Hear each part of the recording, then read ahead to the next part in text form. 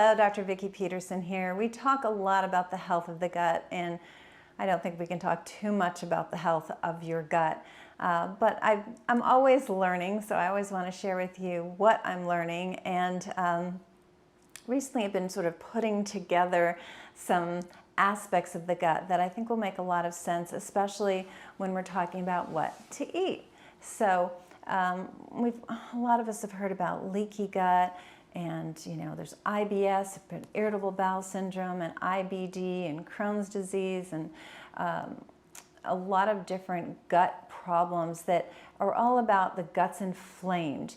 And the leaky gut is that the integrity of the lining of the gut is compromised. And so a lot of things happen when that occurs.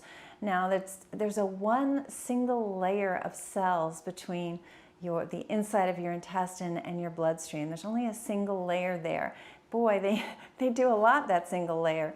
But they also produce something called mucin, and it's M-U-C-I-N, and it's almost like the word mucus, because that's what it's like. It's this nice mucusy layer in a good way. So it's this nice emollient layer, almost like if you put your tongue on the inside of the cheek of your mouth, it's nice and slippery. And what that does is it keeps this nice barrier between any bacteria coming in and your cells themselves, the lining of your intestine. Because what should happen is you've got all your immune system, 80% of it is housed in the gut.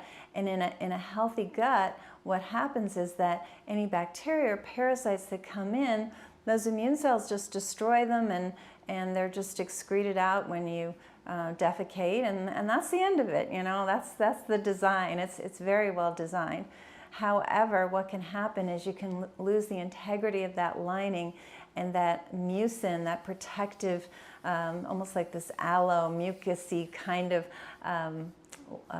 protection that's protecting the cells, has everything to do with the integrity of your gut and how healthy your gut is. And by virtue of an unhealthy gut, then what happens are things permeate outside the gut and create inflammation outside. So we want a lot of healthy mucin, and the way the body makes mucin is by fermentable fibers that you eat. So what are the fermentable fibers? They're all the fruits, all the vegetables. Mushrooms have these fibers. So does whole oats and barley.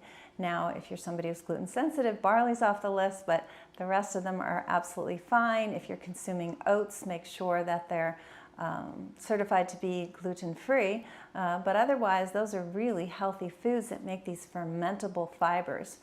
And so then what happens is the good bacteria in your gut, they digest those fibers, and they make what's called short-chain fatty acids.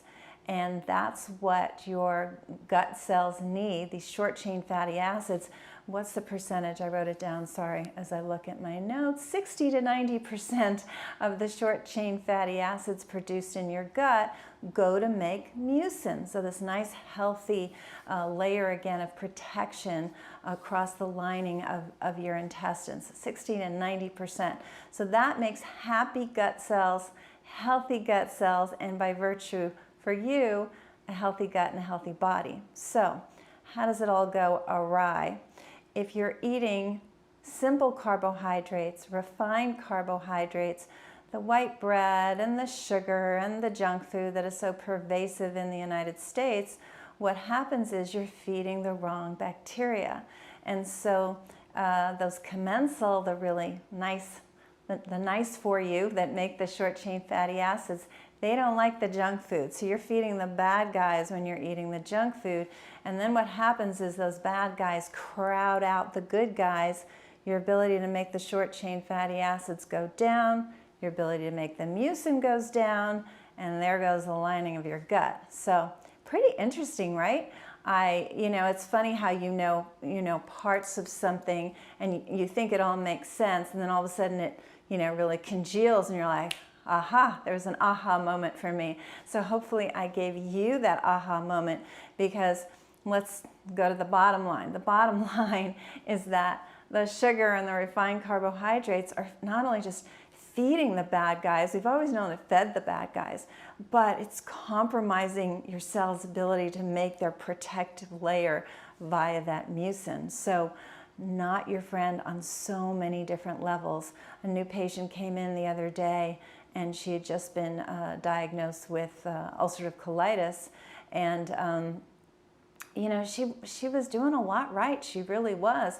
And so, you know, I'm always sort of looking for, because she'd been to a lot of doctors, and I'm always looking for, okay, you know, what's not right? Because we have a very interesting stable datum here at Root Cause, which is that, you know, if the body's not functioning optimally, you've missed something. You know, it's very easy to say, but it's also very accurate, because your body's ability to heal itself is incredible. So if it's not healing itself, you've missed something. So just keep at it until you figure it out. So it gives us a lot of tenacity, because we've been doing this for so long and our success rate is so high. So we've gotten very tenacious. So I was going through her history, and turns out she loves sugar. Like, that's her downfall, and a lot of it. And so there you go. You have this inflammatory bowel type of disease, an autoimmune disease, and somebody who loves sugar, and you're like, uh-oh.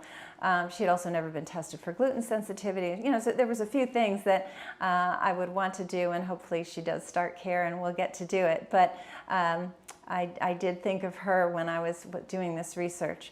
So if your gut is not the way you want it to be, your health is not the way you want it to be, please reach out and let's figure out what's going on for you that needs to be addressed. And the telephone number here is 408-733-0400. I look forward to talking to you.